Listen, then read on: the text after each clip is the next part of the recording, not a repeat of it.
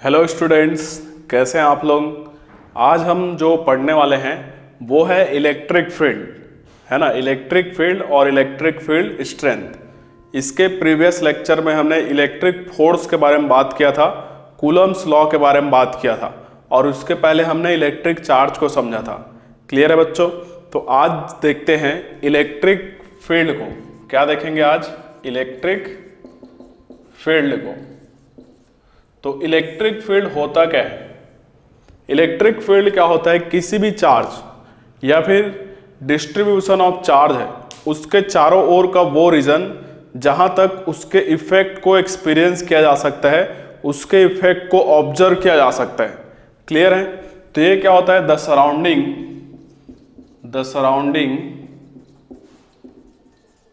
Of a charge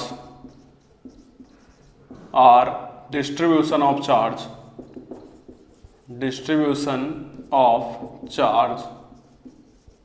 in which its electric effect is observed या experience किया जा सकता है। जैसे देखो, सपोज करो एक चार्ज है Q, है ना। अब इसके चारों ओर का वो रीजन, ये स्पेस, ये सराउंडिंग, जहां पर इसके इफेक्ट को एक्सपीरियंस किया जा सकता है। सपोज करो यहाँ पर एक मैं पॉजिटिव चार्ज ला रहा हूँ, है ना, प्लस Q1 चार्ज ला रहा हूँ, तो ये ऑब्वियस सी बात है, क्या करेगा? इसको रिपेल करेगा, क्योंकि ये भी पॉजिटिव है, ये भी पॉजिटिव है। क्या करेगा? रिपेल करेगा। और यहीं पर अगर मैं एक नेगेटिव चार्ज को ले आऊँ तो ये अट्रैक्ट करेगा, उसको क्या करेगा? अट्रैक्ट करेगा, है ना। तो इस रीजन में ही पॉसिबल है वो। तो इस रीजन को हम लोग क्या बोलते हैं? Electric field. इस चार्ज का क्या कहेंगे? इसको इलेक्ट्रिक फील्ड कहेंगे। क्लियर है बच्चों। बेसिकली यहाँ पर हम लोग यूज करते हैं टेस्ट चार्ज का। अगर हमें कहीं पर इसके इफेक्ट को जानना है तो हम लोग यूज करते हैं टेस्ट चार्ज का। किसका? टेस्ट चार्ज का। टेस्ट चार्ज क्या होता है? यूनिट पॉजिटिव चार्ज होता है। टेस्ट चार्ज का यूज किस लिए किया जाता है? टेस्ट चार्ज क्या होता है? टेस्ट चार्ज का खुद का इलेक्ट्रिक फील्ड नहीं होता है, इसलिए हम लोग टेस्ट चार्ज को यूज करते हैं यहां पर, अगर किसी का इलेक्ट्रिकल इफेक्ट जानना है तो। आगे बढ़ते हैं, नेक्स्ट देखते हैं इलेक्ट्रिक फील्ड इंटेंसिटी। नेक्स्ट देखते हैं इलेक्ट्रिक फील्ड इंटेंसिटी या फिर स्ट्रेंथ भी बोल सकते हो। अगला पॉइंट क्या है? Electric field strength. Capital E से डिनोट करेंगे इसको, है ना, ई वेक्टर से डिनोट करेंगे, और इसको या फिर इंटेंसिटी भी बोल सकते हो। इलेक्ट्रिक फील्ड स्ट्रेंथ या फिर इंटेंसिटी बोला जा सकते हैं इसको। तो ये हमारा Q चार्ज है। अब सपोज करो ये इसका इलेक्ट्रिक फील्ड है, ऐसे, है ना। तो इलेक्ट्रिक फील्ड में किसी चार्ज पर जो फोर्स लगेगा, है ना, इलेक्ट्रिक फील्ड स्ट्रेंथ को कैसे डिफाइन करेंगे? तो इलेक्ट्रिक फील्ड स्ट्रेंथ कहां पर डिफाइन करेंगे? इलेक्ट्रिक फील्ड में डिफाइन करेंगे। समझ में आ रहा है? तो इलेक्ट्रिक फील्ड स्ट्रेंथ क्या होता है? Electric field strength in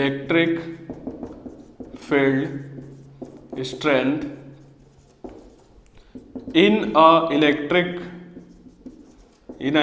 field is force per unit charge. Force per unit charge ये होता है। इसको समझते हैं। ये Q चार्ज है, ये इसका इलेक्ट्रिक फील्ड है। यहां पर एक हम टेस्ट चार्ज को रखते हैं, Q नॉट क्या है? Test charge. टेस्ट चार्ज क्या होता है बच्चों? Unit positive charge. Unit positive charge होता है ये, और इसका खुद का इलेक्ट्रिक फील्ड ये जनरेट नहीं कर सकता है। अगर ये खुद का इलेक्ट्रिक फील्ड जनरेट करेगा तो क्या होगा? इसका भी इलेक्ट्रिक फील्ड हो जाएगा, इसका भी इलेक्ट्रिक फील्ड हो जाएगा। समझ में आ रहा है? सपोज करो ये यहां से r डिस्टेंस पर है, तो ये Q चार्ज इस पर इधर इसको रिपेल करेगा, कुछ फोर्स है। कितना फोर्स लगाएगा? F is equal to K Q naught by R square, इतना फोर्स लगाएगा। समझ में आ रहा है? r डिस्टेंस पर है और इसका डायरेक्शन किधर होगा? इस डायरेक्शन में, तो ये फोर्स वो लगाएगा। तो इलेक्ट्रिक फील्ड को हम लोग E से डिनोट करते हैं। E क्या हो जाएगा? Force per unit charge F by Q not, ये हमारा इलेक्ट्रिक फील्ड हो जाएगा इस पॉइंट पे। तो इसका यूनिट भी देख सकते हो, इसका यूनिट की क्या हो जाएगा, Newton per coulomb. Force upon charge है ना, तो फोर्स के लिए न्यूटन, चार्ज के लिए कूलम। और ये एक वेक्टर क्वांटिटी है। कैसा क्वांटिटी है, इलेक्ट्रिक फील्ड एक वेक्टर क्वांटिटी है बच्चों। और इसका डायरेक्शन किधर होगा, जो फोर्स का डायरेक्शन है वही किसका डायरेक्शन हो जाएगा, इलेक्ट्रिक फील्ड का डायरेक्शन हो जाएगा, जो फोर्स का डायरेक्शन है। तो आई होप आपको ये समझ में आया होगा। आप इस फॉर्मूले को याद रखना है आपको, ठीक है। अब देखो इसका हम थोड़ा सा ऐसे भी समझ सकते हैं इसको। अगर किसी चार्ज को हम किसी इलेक्ट्रिक फील्ड में रखें तो उस पर फोर्स लगेगा, कितना लगेगा, देखो यहां पर E इज इक्वल टू क्या है, F बाई क्यू। तो F इज इक्वल टू क्या हो जाएगा, E इंटू क्यू हो जाएगा। तो अगर ये सपोज करो एक इलेक्ट्रिक फील्ड है, ये अभी इलेक्ट्रिक फील्ड लाइन्स आगे पढ़ेंगे, सपोज ऐसे दिखा रहा हूं मैं, ये इलेक्ट्रिक फील्ड है। अगर यहां पर एक चार्ज रखा हूं प्लस क्यू, तो इस पर इलेक्ट्रिक फील्ड के डायरेक्शन में फोर्स लगता है। कितना फोर्स लगेगा, Q इंटू ई। क्लियर है बच्चों। अगर यहीं पर ऐसा होता, ये इलेक्ट्रिक फील्ड है हमारा, इलेक्ट्रिक फील्ड है, यहीं पर नेगेटिव चार्ज रहता है, माइनस क्यू चार्ज, तो इस पे अपोजिट डायरेक्शन में इलेक्ट्रिक फील्ड के फोर्स लगते हैं F। समझ में आ रहा है। तो इलेक्ट्रिक फील्ड में अगर कोई पॉजिटिव चार्ज है तो उसको इलेक्ट्रिक फील्ड के डायरेक्शन में फोर्स लगेगा, अगर नेगेटिव चार्ज है तो उसको इलेक्ट्रिक फील्ड के अपोजिट डायरेक्शन में फोर्स लगेगा। क्लियर है, आगे बढ़ते हैं।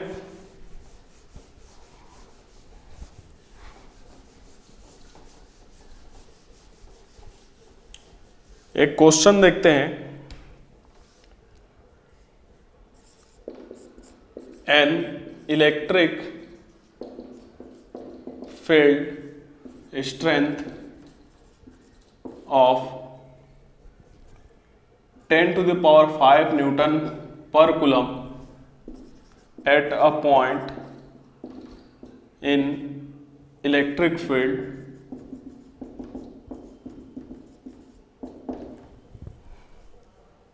an electric field strength of 10 to the power 5 Newton per coulomb spot लिख देते हैं, spot at a point in electric field, in a electric field, in a electric field, find the force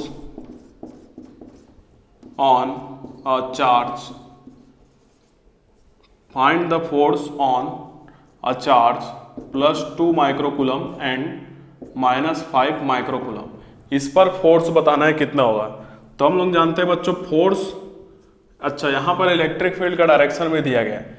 कैसे दिया गया, an electric field strength of 10 to the power 5 newton per coulomb spot at a point in a electric field 10 to the power 5 newton per coulomb due west, है ना, due west spot at a point, ऐसा question दिया गया है। तो यहां पर देखते हैं सबसे पहले वाले चार्ज पर प्लस 2 माइक्रोकूलम पर कितना फोर्स लगेगा। तो F इज इक्वल टू क्या हो जाएगा, Q इंटू ई। क्यू कितना है बच्चों, 2 माइक्रोकूलम, तो 2 into 10 to the power minus 6 करना पड़ेगा। और ई की जगह क्या रखना पड़ेगा, 10 की पावर 5।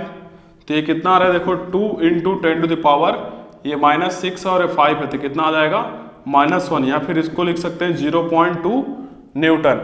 और इसका डायरेक्शन किधर होगा, जो इलेक्ट्रिक फील्ड का डायरेक्शन है, क्योंकि ये पॉजिटिव चार्ज है, तो इलेक्ट्रिक फील्ड का डायरेक्शन किधर दिया गया, वेस्ट दिया गया है, तो इसका डायरेक्शन हो जाएगा ड्यू वेस्ट। आगे देखते हैं दूसरा, इसको F1 नाम देते हैं, इसको F2। F2 भी क्या हो जाएगा, Q इंटू ई, ये -5 माइक्रोकूलम का चार्ज है, तो F2 क्या लिखोगे, 5 इंटू 10 टू द पावर -6, ये चार्ज हो गया, इंटू इलेक्ट्रिक फील्ड कितना है 10 टू द पावर 5, तो फिर से आ रहा है हमारा 5 इंटू 10 टू द पावर -1, जो कि आएगा 0.5 न्यूटन। और इसका डायरेक्शन किधर होगा बच्चों, ये नेगेटिव चार्ज है ना, तो इलेक्ट्रिक फील्ड के अपोजिट डायरेक्शन में होगा। इलेक्ट्रिक फील्ड हमारा किधर है, वेस्ट में है, तो ये किधर होगा, ईस्ट में होगा, तो ये हो जाएगा ड्यू ईस्ट, ईस्ट डायरेक्शन में हो जाएगा इसका। क्लियर है, आगे बढ़ते हैं।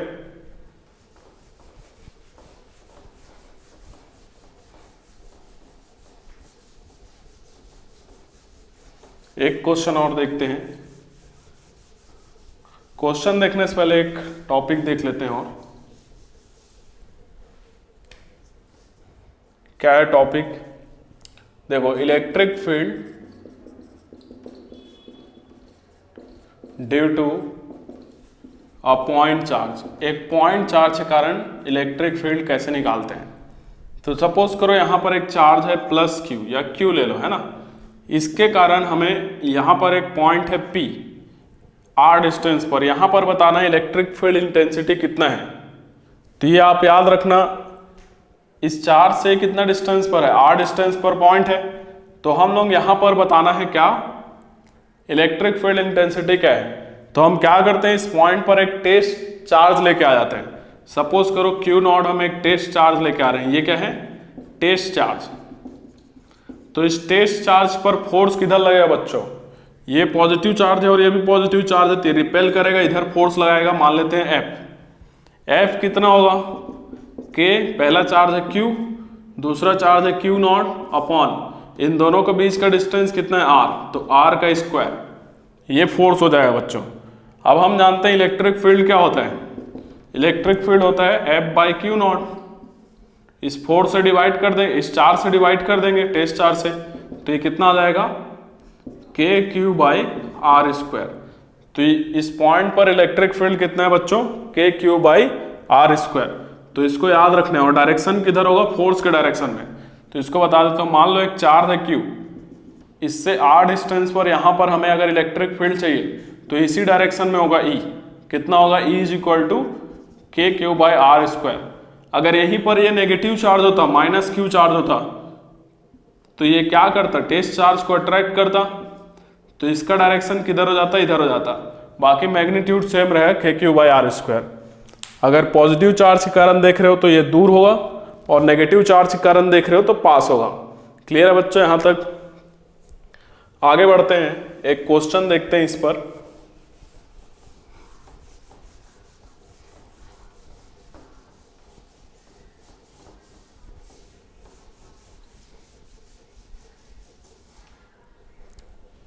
देखो क्वेश्चन क्या है, एक चार्ज है प्लस 16 माइक्रोकूलम का और एक चार्ज है प्लस 4 माइक्रोकूलम का, इन दोनों के बीच का डिस्टेंस है 3 मीटर। दिख रहा है क्या, एक चार्ज है प्लस 16 माइक्रोकूलम, दूसरा है प्लस 4 माइक्रोकूलम, और दोनों के बीच का जो डिस्टेंस है वो दिया गया है 3 मीटर। आपको बताना है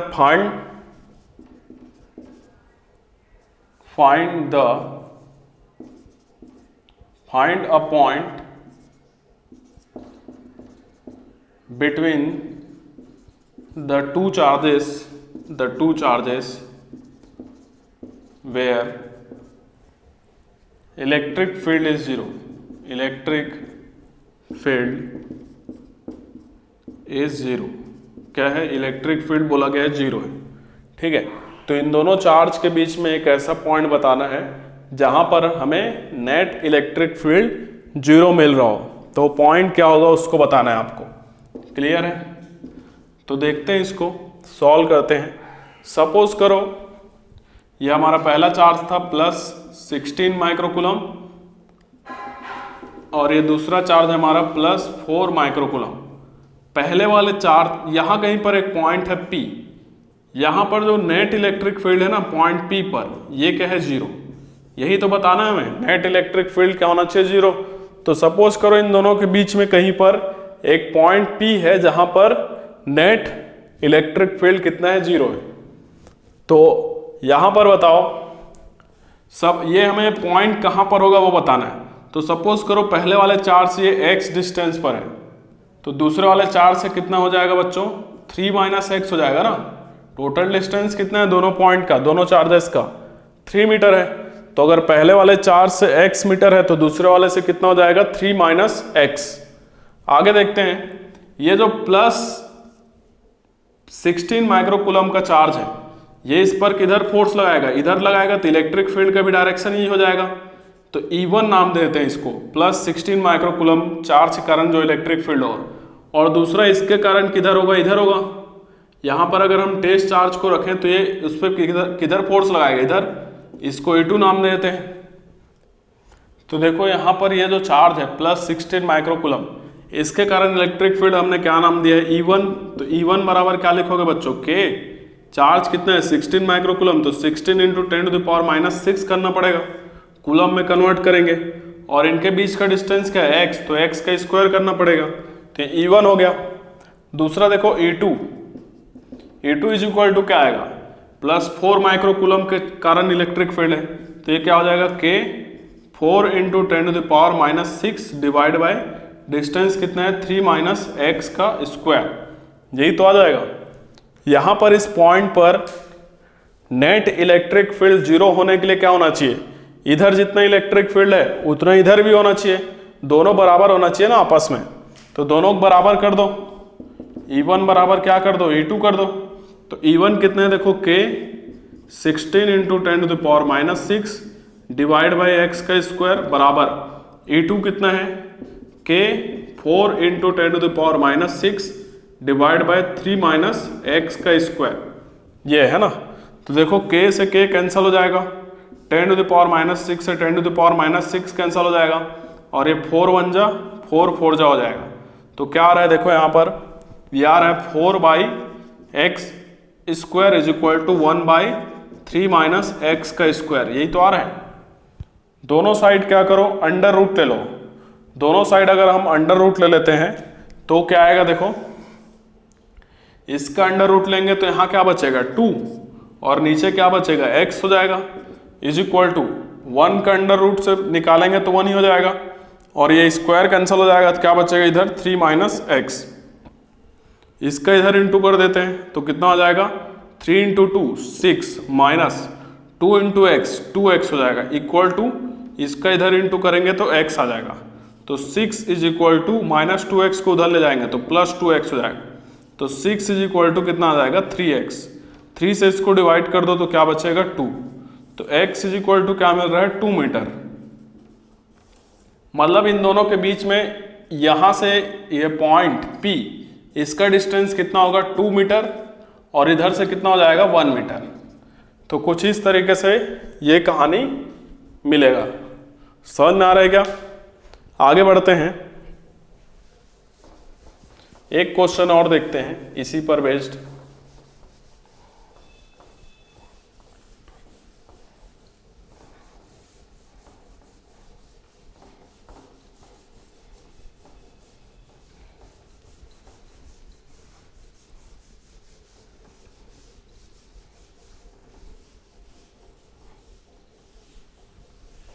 देखो क्वेश्चन है,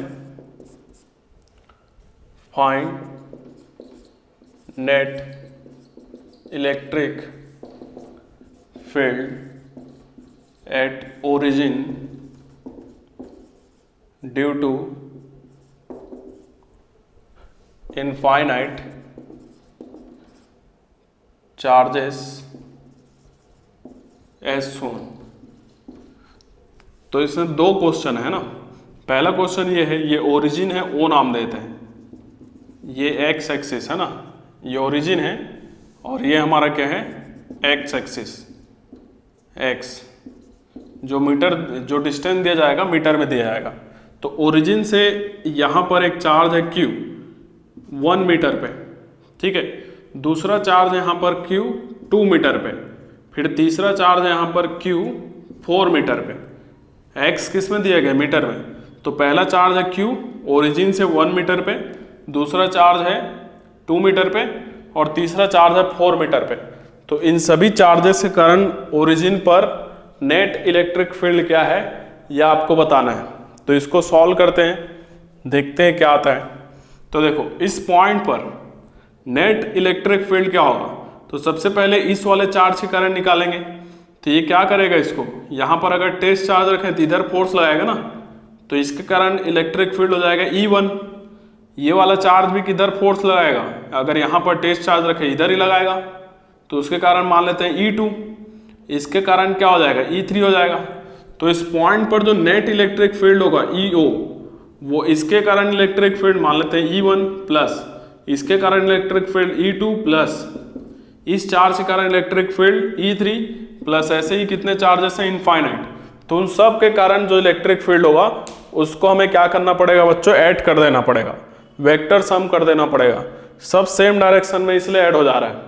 तो पहले वाले चार्ज के कारण क्या लिखोगे बच्चों बताओ, के क्यू बाई डिस्टेंस कितना है 1, तो 1 का स्क्वायर हो जाएगा, प्लस दूसरे वाले चार्ज के कारण कितना हो जाएगा, के क्यू बाई 2 मीटर है ना यहाँ से डिस्टेंस, तो 2 का स्क्वायर, प्लस तीसरे वाले चार्ज के कारण क्या हो जाएगा, के क्यू बाई डिस्टेंस कितना है 4, तो 4 का स्क्वायर, प्लस ऐसे ही डैश डैश आगे।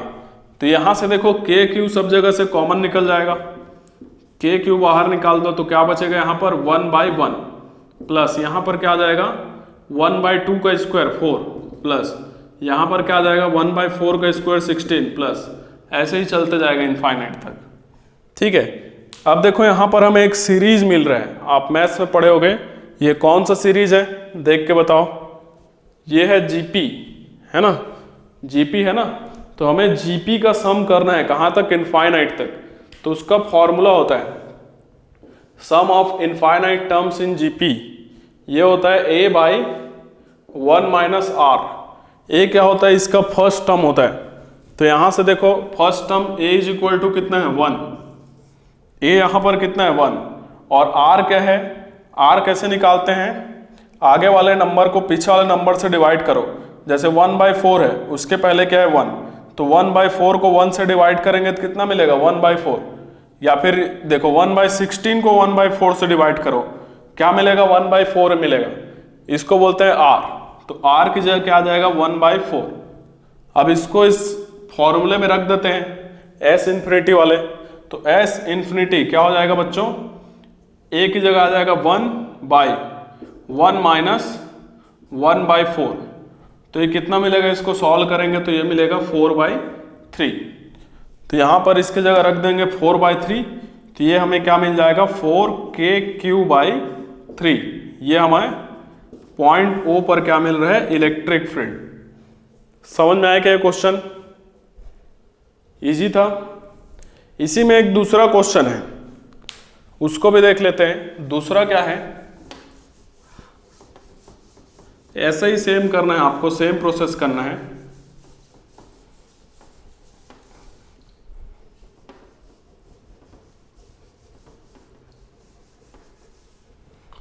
देखो दूसरा क्वेश्चन है, ये ओरिजिन है O, यहां से 1 मीटर पर पहला चार्ज है Q, दूसरा चार्ज 2 मीटर पर है -Q, तीसरा चार्ज है 4 मीटर पर Q, ऐसे ही जा रहा है, ये x मीटर में है इनफाइनाइट तक, इनफाइनाइट चार्जेस है।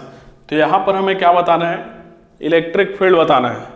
तो आसान है बच्चों, देखो यहाँ पर O पर इलेक्ट्रिक फील्ड क्या होगा, पहले वाले चार्ज के कारण क्या लिखोगे, के क्यू बाई डिस्टेंस का स्क्वायर मतलब 1 का स्क्वायर, दूसरे वाले चार्ज के कारण क्या लिखोगे, नेगेटिव चार्ज इसलिए माइनस रख दो यहाँ पर, माइनस के क्यू बाई 2 का स्क्वायर, प्लस तीसरे वाले चार्ज के कारण लिख दो के क्यू बाई 4 का स्क्वायर, ऐसे ही चलते जाएगा इन्फिनिटी तक। तो यहाँ पर देखो क्या निकल रहा है, हमें के क्यू कॉमन निकल जाएगा, क्या बचेगा 1/1 का स्क्वायर मतलब 1/1, माइनस यहाँ पर मिलेगा 1/2 का स्क्वायर 1/4, प्लस 1/4 का स्क्वायर कितना हो जाएगा 1/16, माइनस ऐसे ही चलते जाएगा, ये कहाँ तक, इन्फिनिटी तक। तो फिर से हमें ये क्या मिल रहा है, जीपी मिल रहा है ना, तो हमें फिर से यही फॉर्मूला यूज करना है, sum of infinite terms in GP का। तो पहला टर्म क्या है, a इज इक्वल टू क्या है 1 यहाँ पर, और r इज इक्वल टू क्या मिलेगा, अब की बार हमें -1/4 मिलेगा, अगर इस आगे वाले टर्म को पीछे वाले टर्म से डिवाइड करेंगे तो क्या मिलेगा -1/4, तो r इज इक्वल टू मिलेगा -1/4, फॉर्मूले में रख देते हैं, s इन्फिनिटी क्या हो जाएगा 1/1 माइनस -1/4, तो इसको सॉल्व करोगे तो क्या मिलेगा बच्चों, यहाँ पर ये हो जाएगा 1/1 प्लस 1/4, तो इसको सॉल्व करेंगे तो आ जाएगा 4/5, ये आ रहा है। इस वैल्यू को यहाँ पर रख देंगे तो क्या आ जाएगा 4kq/5, ये हमारा O पर क्या है, ओरिजिन पर क्या है, इलेक्ट्रिक फील्ड इंटेंसिटी है। समझ में आ रहा है क्या यहाँ तक, समझ में आ रहा है बच्चों यहाँ तक, देखते हैं आगे।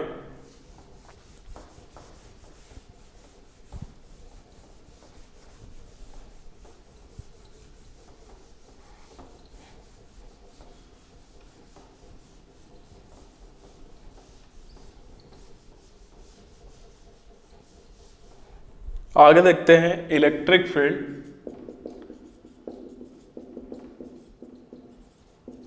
इन वेक्टर फॉर्म।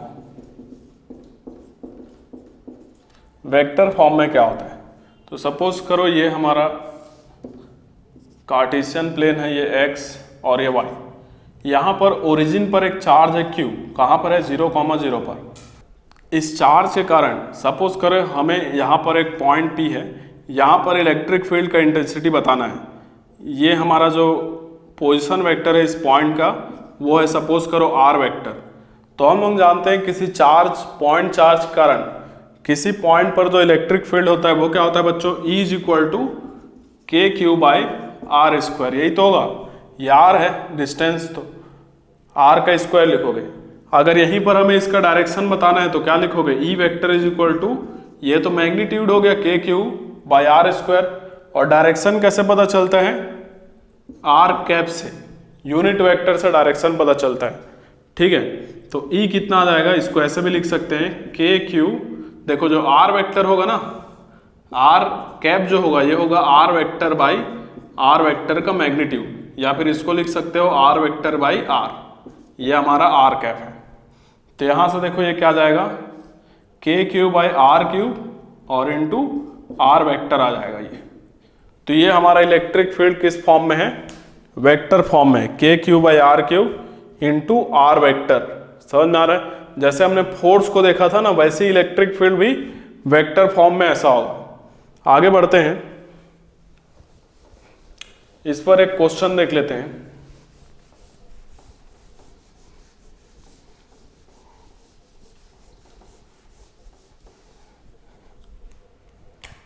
क्वेश्चन है, अ point charge 0.009 microcoulomb is placed at origin। कहाँ पर प्लेस्ड है, ओरिजिन पर। तो हमें कैलकुलेट करना है, calculate electric field intensity at a point, ये दिया गया √2, √7,0। यहाँ पर हमें बताना है इलेक्ट्रिक फील्ड इंटेंसिटी क्या होगा। तो इसको वेक्टर फॉर्म से ही सॉल्व करना पड़ेगा। देखो क्या है, डायरेक्ट फॉर्मूला भी लगा सकते हो। यहाँ पर चार्ज है हमारा, है ना, मान लेते हैं क्यू चार्ज कितना है 0.009 माइक्रोकूलम। अब यहाँ कहीं पर एक पॉइंट है, इसका कोऑर्डिनेट दिया गया √2, √7,0। तो ये क्या है बच्चों, ये r वेक्टर होगा। r वेक्टर को किस फॉर्म में लिखोगे, x i cap plus y j के कैप के फॉर्म में। z वाला तो 0 है इसलिए उसको लिखने की जरूरत नहीं है। तो यहाँ पर r वेक्टर जो है हमारा ये कितना आ जाएगा बच्चों, x की जगह रखोगे √2 तो √2 i कैप प्लस y की जगह रखोगे √7 तो √7 j कैप, ये आ जाएगा। अब इसका मैग्नीट्यूड निकाल लो, तो r वेक्टर का मैग्नीट्यूड कितना हो जाएगा, x वाला जो टर्म है ये √2 इसका स्क्वायर करेंगे प्लस y वाला जो टर्म है उसका स्क्वायर करेंगे √7 का स्क्वायर। तो ये कितना आ रहा है देखो, ये 2 आ जाएगा और यहाँ पर कितना आ जाएगा 7। तो ये आ रहा है हमारा √9 जो कि मिलेगा 3 मीटर। तो ये r वेक्टर का मैग्नीट्यूड मिल गया 3 मीटर। तो हम इस पॉइंट पर जो इलेक्ट्रिक फील्ड है वो कैसे लिखेंगे, E vector is equal to k³/r³ into r vector लिखेंगे ना। तो k की जगह क्या आ जाएगा 9 × 10⁹, q हमें दिया गया 0.09 माइक्रोकूलम, तो 0.009 है माइक्रोकूलम है। तो हमें क्या करना पड़ेगा यहाँ पर 0.009 माइक्रोकूलम, तो 10⁻⁻6 करना पड़ेगा इंटू डिवाइड बाई r⁻3। तो r⁻3 मतलब 3⁻3 इंटू यहाँ पर क्या जाएगा r वेक्टर। r वेक्टर क्या है हमारा √2 i cap plus √7 j cap, ये है। तो यहाँ से देखो क्या मिल रहा है, थोड़ा डिवाइड कर लेते हैं ना। 3 का स्क्वायर मतलब 3 3 बार इंटू है ना। तो इसको ऐसे लिख लो 9 × 10⁻9 इंटू इसको ऐसे लिख सकते हैं क्या 9 इंटू, चलो रहने दो, ऐसे ही रहने दो, 0.009 इंटू 10⁻⁻6 डिवाइड बाई 3 लिख लो ना इसको ऐसे, और ये आ जाएगा √2i प्लस √7 j कैप, ये आ जाएगा। 3 1 जा 3 3 जा, फिर 3 1 जा 3 1 जा, ये कैंसिल हो गया, 3 1 जा और ये 0.001 आ जाएगा, आज 0.003 आ जाएगा, 3 3 जा 9 हो जाएगा ना। अब 10 की पावर 9 और 10 की पावर -6 कितना हो जाएगा, 10 की पावर 3, तो ये मिलेगा 0.003 इंटू 10⁻9 और -6 कितना हो जाएगा 3, और ये आ जाएगा √2i प्लस √7 j कैप।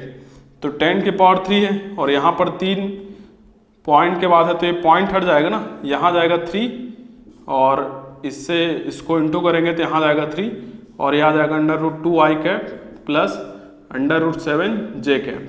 तो ये आंसर हो जाएगा हमारा। चाहो तो 3 को अंदर मल्टीप्लाई भी कर सकते हो, 3√2i प्लस 3√7 j कैप, ऐसे भी लिख सकते हैं। क्लियर है क्या बच्चों यहाँ तक, है ना। आगे बढ़ेंगे, आगे देखते हैं अगला कंसेप्ट हमारा।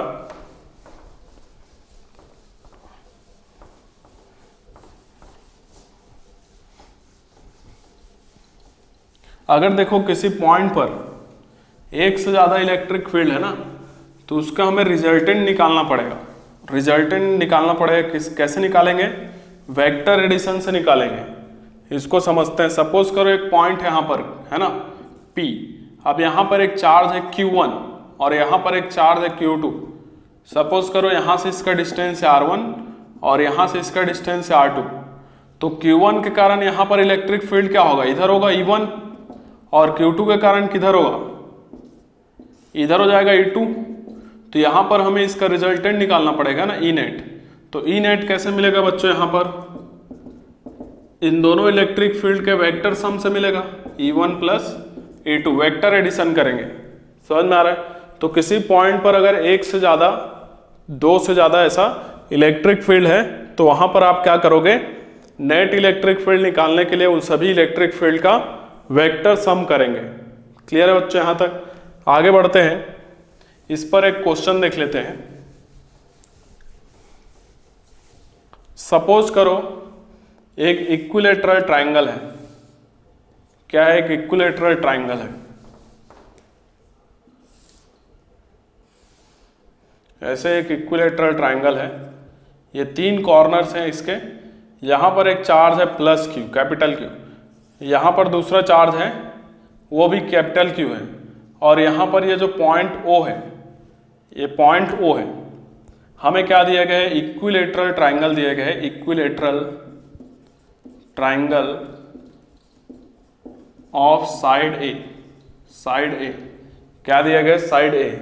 तो हमें calculate, find the charge placed at centre so that net electric field at O is 0। O point पर जो नेट इलेक्ट्रिक फील्ड होगा वो 0 होगा। देखो, तो यहाँ इसका ओरिजिन होगा इस ट्रायंगल का, यहाँ कहीं पर। यहाँ पर कितना चार्ज हम लोग रखें कि इस पॉइंट पर नेट इलेक्ट्रिक फील्ड क्या हो जाए, 0 हो जाए। समझ में आ रहा है। तो सपोज करो इस पॉइंट पर हम लोग स्मॉल q चार्ज प्लेस करते हैं, जिसके कारण O पर जो नेट इलेक्ट्रिक फील्ड है O पर वो 0 हो जाए। समझ में आ रहा है। तो देखो, पहले वाले चार्ज के कारण, यहाँ वाले चार्ज के कारण इलेक्ट्रिक फील्ड इस डायरेक्शन में होगा E1, और इस वाले चार्ज के कारण इलेक्ट्रिक फील्ड किधर होगा, इधर E2। और ये एंगल कितना है, 60 डिग्री। तो ये भी कितना है, 60 डिग्री। और देखो, इस वाले चार्ज के कारण भी इलेक्ट्रिक फील्ड आएगा। तो तीनों को जोड़ने पर इसके कारण किधर आएगा ये हमें पता नहीं है अभी डायरेक्शन, क्योंकि एक पॉजिटिव है कि नेगेटिव है ये बाद में पता चलेगा। तो इसके कारण जो इलेक्ट्रिक फील्ड है वो कितना आएगा, E3 आ जाएगा। क्लियर है बच्चों। तो हमें E1 vector plus E2 vector plus E3 vector करने से क्या आना चाहिए, 0 आना चाहिए O पॉइंट पर। तो यहां देखो इन दोनों का नेट इलेक्ट्रिक फील्ड किधर आएगा, इनके बीच में आएगा ना, इधर आएगा। तो इन दोनों के कारण इलेक्ट्रिक फील्ड इधर आ रहा है, तो इसके कारण इलेक्ट्रिक फील्ड किधर आना चाहिए, अपोजिट डायरेक्शन में आना चाहिए, मतलब E3 इस डायरेक्शन में होगा। क्लियर है बच्चों? तो इसको देखते हैं। आप डायरेक्टली क्या करो, E1 plus E2 plus E3 कर सकते हैं ना। तो सबसे पहले तो इन दोनों का रिजल्टेंट निकालना पड़ेगा। इन दोनों का रिजल्टेंट कितना आ जाएगा, ये दो वेक्टर दोनों E1 और E2 सेम होंगे क्योंकि ये डिस्टेंस A है और चार्जेस भी सेम है। तो E1 और E2 मैग्नीट्यूड बराबर होगा, कितना होगा बताओ, KQ बाई A स्क्वायर, यही तो होगा। अब इन दोनों के बीच का एंगल कितना है, 60 डिग्री। तो इन दोनों का रिजल्टेंट E नेट कितना मिलेगा बच्चों, बताओ। यहाँ पर E नेट कितना हो जाएगा, अंडर रूट E1 का स्क्वायर प्लस E2 का square plus 2E1 E2 cos 60 degree आ जाएगा। दोनों के बीच का एंगल कितना है, 60 डिग्री। तो E1 E2 कॉस 60 डिग्री। अब दोनों बराबर है, इसको E के बराबर भी लिख सकते हैं। तो दोनों बराबर हैं तो अंडर रूट E2 को E1 लिख लो। तो E1 का स्क्वायर प्लस E1 का स्क्वायर प्लस 2E1 का स्क्वायर, और cos 60 की वैल्यू कितना होता है, 1/2 होता है। तो ये 2 से 2 कैंसल, तो यहाँ क्या मिलेगा, 3 टाइम्स ऑफ E1 का स्क्वायर। तो E1 तो बाहर आ जाएगा, क्या बच जाएगा, अंडर रूट 3, ये आ जाएगा।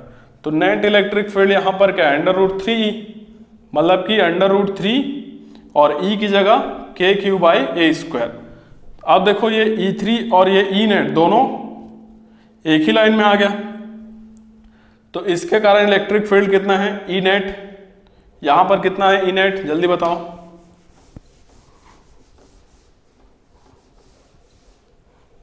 E नेट कितना है, KQ under root 3 by A square, और इसके कारण कितना है E3। तो ये इस वाले चार्ज के कारण है, तो क्या लिखोगे, KQ बाई, ये डिस्टेंस कितना होता है सेंटर से, A बाई रूट 3 होता है ना, तो इसका स्क्वायर करना पड़ेगा, A बाई रूट 3 का स्क्वायर। इन दोनों को जोड़ने पर क्या आना चाहिए, 0 आना चाहिए। समझ में आ रहा है? तो यहां से देखो KQ root 3 by A square और प्लस इसका स्क्वायर करेंगे तो 3 ऊपर चले जाएगा, तो 3KQ by A square equal to क्या मिलना चाहिए, 0। देखो K और A स्क्वायर दोनों जगह है, कॉमन लेके उधर भेज देंगे, 0 हो जाएगा। तो यहाँ बचेगा Q रूट 3 प्लस इधर बचेगा 3Q बराबर 0। समझ में आ रहा है? हमें किसका वैल्यू चाहिए, स्मॉल q का वैल्यू चाहिए। तो स्मॉल q का वैल्यू कितना आ जाएगा, जल्दी से बताओ। यहाँ पर 3Q is equal to minus capital Q root 3। तो Q कितना आ जाएगा बच्चों, यहाँ पर माइनस Q रूट 3 बाई 3, या फिर इसको लिख सकते हैं Q is equal to minus Q by root 3, ये आ जाएगा। ये स्मॉल q का वैल्यू होगा। समझ में आ रहा है क्या? तो आई होप आपको सारा कंसेप्ट क्लियर होगा आज जितना मैंने पढ़ाया। ठीक है, तो मिलते हैं अगले लेक्चर में। अगले लेक्चर में हम क्या पढ़ेंगे, अभी हमने पॉइंट चार्ज के कारण देखा था। अब अगर चार्ज डिस्ट्रीब्यूटेड होगा तो उसके कारण इलेक्ट्रिक फील्ड कैसे निकालते हैं उसको अगले लेक्चर में सीखेंगे। ठीक है बच्चों।